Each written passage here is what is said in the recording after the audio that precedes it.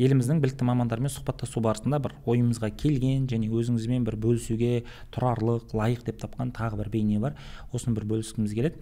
Бұл әлеуметтік ролик Үндістанда түсірілген, қателеспесем. Осы роликті сіздермен бөлісіп, содан кейін бір кішігірім бір талдау жасап, өзімізге бір түйетін азық алсақ деген ниет.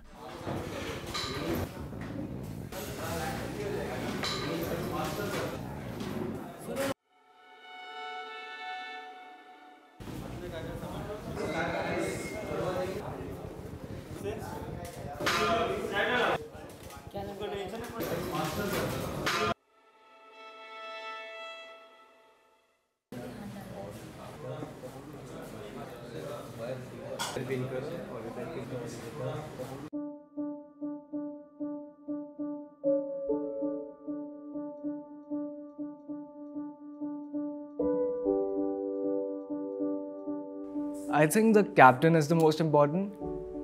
I think Dr. Amit Sharma. Maybe the judge.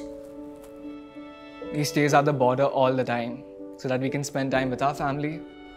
He makes sure our safety is his first priority. She's upholding the Constitution of India. It's a very, very big thing. इतने crimes हो रहे हैं. Such a difficult job, ना? Justice देना. जैसे Covid situation में सब लोग डरे हुए थे.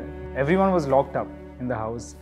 But doctors and the entire medical fraternity was right there. They were trying to save us.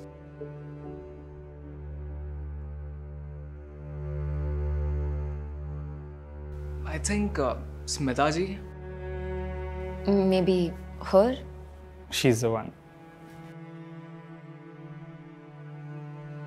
बाकी सबका तो मतलब मुझे पता ना कि ये डॉक्टर हैं, जज हैं, but ये मैम क्या करती हैं, I don't know.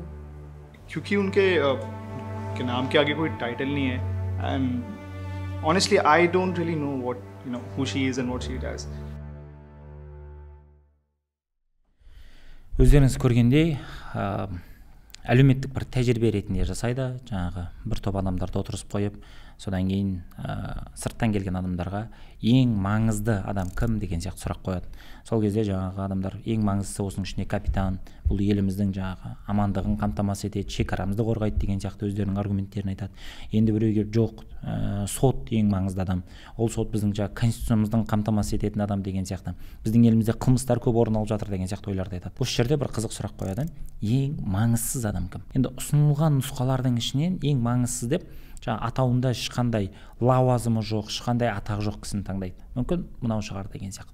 Сол кезде бар бұл кісі өзі сөз алады. Расында ең маңызды адам осы кісі болып шығады. Неге? Өйткені бұл басқа қасында отырған кісілердің ұстазы, мектептегі мұғалімі екен. Енді рас мектеп мұғалімі, жалпы педагог, ол мамандықтардың ішіндегі мамандығы. Қаншама мамандықтың пайда болуына, сол адамдар өз мамандығын сүйіп, адал істеуіне себепші болатын бірден бір адам ғой. Бұл бейнемен біз педагог әріптестерге, яғни өзіңізге қандай бір игі және ауыр, мүмкін бір разылықты күтпейтін іспен айналысатқанымызды есіңізге салғымыз келеді. Осы арқылы біз мамандықтардың мамандығы болған ең бір рақымсыз дейміз ба, ең бір қайтарымсыз бұл дүниеде сондай бір істермен айналысатқаныңызды есіңізге салғымыз келеді.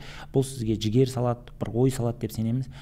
Мынаны ұмытпайық, бұл бейнені біз өзіміздің бір ішкі құндылықтарымызды реттеу үшін ғана арнап бөлісіп жатырмыз. Басқа біреуге бір айту үшін емес, басқа біреулердің алдында өзімізді бір аяққа тік тұрғызу үшін емес. Рас, қоғамда құндылықтар жүйесі төңкеріліп жатқан кезде біздің өлшем бірліктеріміз ауысып, мектеп мұғалімінің жұмысы, жалпы педагогтың жұмысы бір құнсыз, қажетсіз болып көрінуі әбден мүмкін. Бірақ қай заманда, қандай технологиялық бір дамыған қоғамда өмір сүрсек те, тіпті Марсты отарлап сол Марста өмір сүрсек те, педагогтың рөлі өзгермейді. Педагог екенімізді ұмытпайық, осы саладағы қызметіміз игі бола берсін.